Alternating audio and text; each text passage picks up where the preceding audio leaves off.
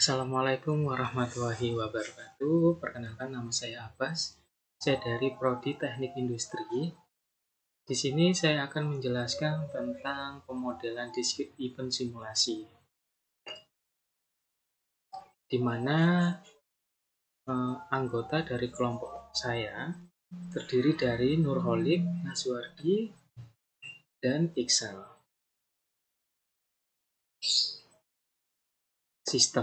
Sistem adalah kumpulan entitas yang berinteraksi bersama-sama untuk mencapai suatu tujuan.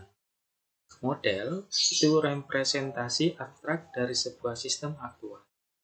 Kemudian jenis model itu fisik dan matematis.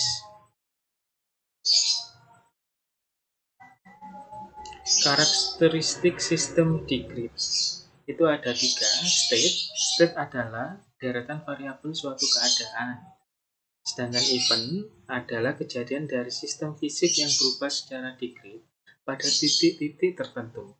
Sedangkan discrete adalah sejumlah elemen berhingga yang berbeda atau elemen-elemen yang tidak bersambungan. Lawan dari discrete adalah kontinu. Sifat karakteristik itu statis, lawannya dinamis. Deterministik, lawannya stokastik, baik pada intensitas atau suatu kejadian. Pemodelan sistem discrete sering disebut dengan DES model atau Discrete Event Simulation Model. Variabel penting yaitu waktu dan keadaan. Komponen sistem discrete.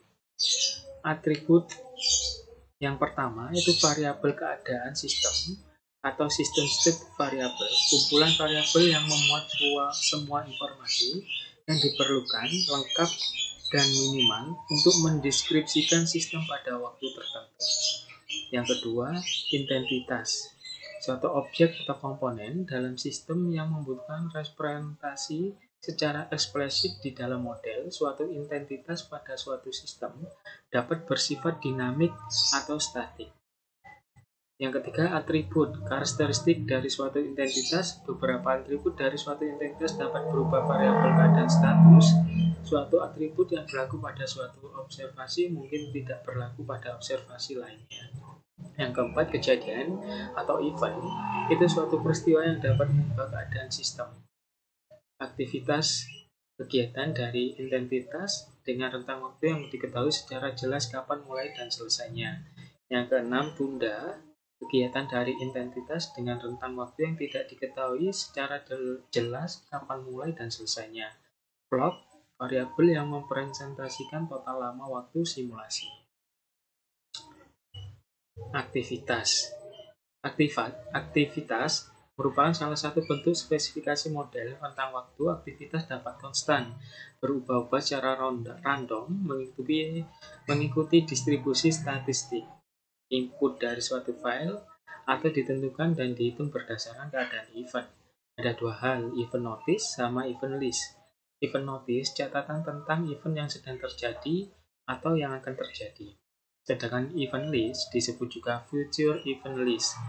Berisikan daftar event, khususnya event-event yang akan terjadi, disusun menurut waktu. Nah, ini gambarnya, diagram dari suatu event. Contoh simulasi sistem discrete sederhana. Misalnya suatu BPR X hanya mengoperasikan satu orang teller untuk melayani nasabah, di mana waktu kedatangan nasabah ke BPR X berkisar setiap 1-10 menit. Seorang nasabah dilayani sekitar 1-6 menit. Akan dilakukan simulasi terhadap 6 orang nasabah untuk menghitung kinerja pelayanan seperti presentasi waktu kosong teller, rata-rata waktu yang diperlukan nasabah untuk dilayani dan sebagainya. Misalkan waktu kedatangan dan waktu pelayanan dari 6 nasabah tersebut adalah sebagai berikut. Nah, nasabah yang pertama, waktu antarnya itu 0 menit. Terus waktu nasabah kedua itu 8 menit, nasabah ketiga 6 menit, nasabah keempat itu 1 menit, ke-5 8 menit, ke-6 3 menit, dan seterusnya.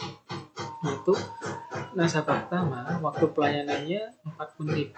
Untuk pelayanan untuk nasabah kedua itu 1 menit, dan seterusnya. Seperti pada tabel tersebut. Simulasi kedatangan. Asumsikan bahwa nasabah 1 datang pada menit ke-0 dan kemudian datang nasabah kedua. Jadi nasabah kedua datang pada menit ke-8, sedangkan nasabah ketiga datang ketiga datang 6 menit setelah nasabah kedua. Jadi nasabah ketiga datang pada menit ke-14, dan analogi yang sama, nasabah keempat datang pada menit ke-15, nasabah kelima datang pada menit ke-23, dan seterusnya. Seperti pada tabel simulasi pelayanan, nasabah 1 datang pada saat ke-0 dan langsung dilayani oleh teller selama 4 menit. Karena datang pertama kali, maka nasabah 1 tidak memerlukan waktu tunggu. Waktu pelayanan nasabah 1 dimulai dari ke-0 dan berakhir menit ke-4. Nasabah 1 berada dalam sistem selama 4 menit, sedangkan nasabah kedua datang pada menit ke-8, berarti teller mempunyai delay atau idle time selama 4 menit. Nasabah kedua dilayani mulai dari menit ke-8, dan karena waktu pelayanan nasabah 2 adalah 1 menit, maka layanan berakhir pada menit ke-9. Nasabah 2 tidak memerlukan waktu tunggu untuk dilayani karena teller sebelumnya dalam keadaan idle. Nasabah 2 berada dalam sistem selama 1 menit. Nasabah 3 datang pada menit ke-14, berarti teller mempunyai idle time selama 5 menit. Selama 3 nasabah 3 dilayani mulai dari menit ke-14 dan berakhir pada menit ke-18. Nasabah 3 tidak memerlukan waktu tunggu untuk dilayani dan berada dalam sistem selama 4 menit.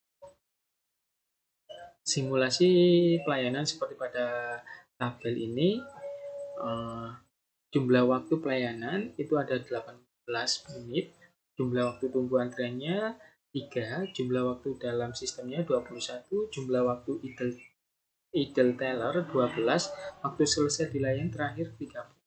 Seperti pada tabel ini.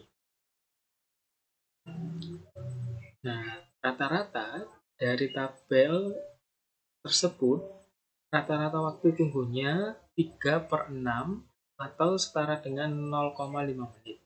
Peluang nasabah harus menunggu untuk dilayani itu 6 maksimum waktu dalam sistem.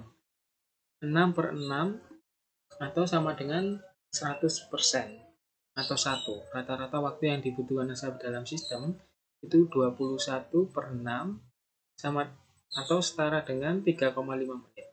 Rata-rata waktu menunggu dan rata-rata waktu pelayanan. Rata-rata waktu pelayanan 8/16 sama dengan 3 menit. Persentase teller menunggu itu 3/30 dikali 100% sama dengan 10%. Rata-rata waktu antar kedatangan nasabah 26/5 atau 5,26 menit. Rata-rata waktu tunggu nasabah yang mengantri 3/6 sama dengan 0,5 menit.